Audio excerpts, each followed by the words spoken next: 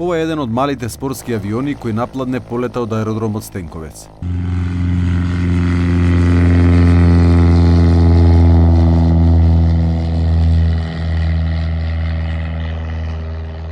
Во рамките на овој аеродром е изграден објект без дозвола. Ministria e Transportit dhe Lidhjeve si dhe Agjencia e Aviacionit Civil kanë vendosur që aeroportin sportiv të Shkupit këtu në Stankovec ta kthejnë në pronësi të shtetit, pasi që kanë konstatuar se objektet janë të ndërtuara ilegalisht në tokë shtetërore dhe si rrjedhoi do të nisin procedurat për konfiskimin e saj. Од Министерството и Агенцијата посочија дека постапката за конфискација на нелегално изградениот објект ќе се спроведе во координација со Државниот инспекторат за градежништво, како и со Аероклубот Скопје Стенковец.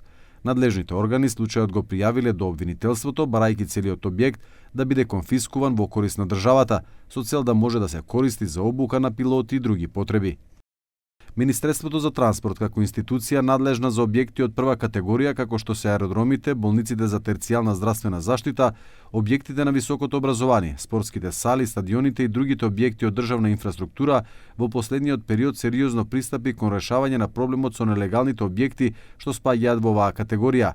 Ова јасна порака дека изградбата на нелегални објекти на локации под надлежност на Министерството за транспорт и Државниот инспекторат за градежништво нема да се толерира. За време на викендот Аероклубот Скопје испрати соопштение до медиумите во кое наведува дека поднеле кривична пријава против поранешниот менаџер и побарале објектот да се пренамени за други намени.